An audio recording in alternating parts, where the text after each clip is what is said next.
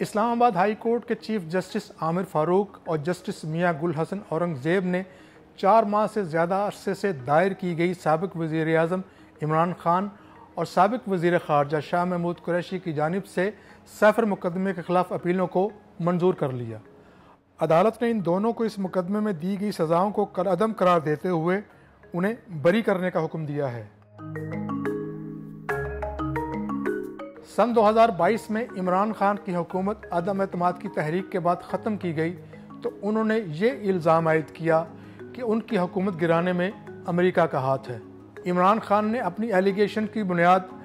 امریکی سفارتکار ڈونلڈ لو اور امریکہ میں پاکستان کے سفیر اسد مجید کے درمیان ہونے والی گفتگو کو قرار دیا، اور اس گفتگو کے بارے میں اسد مجید نے ایک سیفر یا مراسلہ بھیجا تھا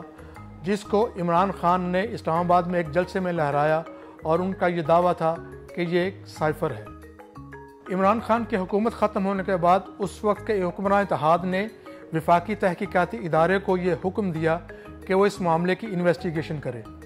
ایف آئی اے نے یہ معاملہ دیکھا اور پھر گزشتہ برس عمران خان اور شاہ محمود قریشی کو اس مقدمے میں گرفتار کر لیا گیا،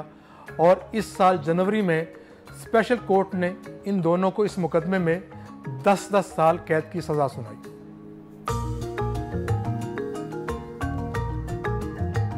آج کے عدالتی فیصلے کے بعد جو سب سے بڑا سوال اٹھایا جا رہا ہے وہ یہی ہے کہ کیا عمران خان اور شاہ محمود قریشی رہا ہو پائیں گے؟ تو جواب ہے نہیں۔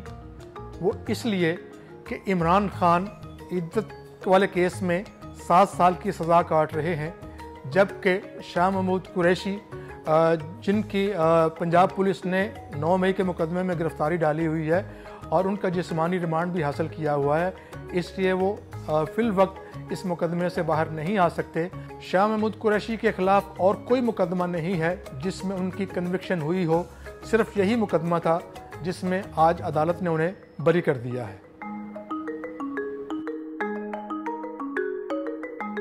سیاسی طور پر سیفر مقدمے کو بڑی اہمیت حاصل ہے، اور عمران خان کے سیاسی مخالفین یہ ایلیگیشن لگاتے ہیں کہ عمران خان نے سیفر کے بارے میں جو بتایا ہے وہ اس سے نہ صرف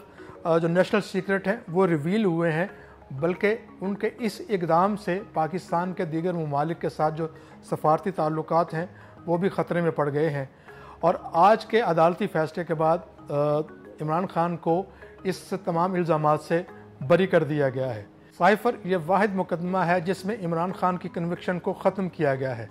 جبکہ اس سے پہلے 3-4 مقدمات میں جو ان کی کنوکشن ہوئی ہے اس میں اسلام آباد ہائی کورٹ نے ان کی سزاؤں کو تو معطل کیا ہے، لیکن ان پر جو الزامات لگائے گئے ہیں وہ ابھی تک برقرار ہیں۔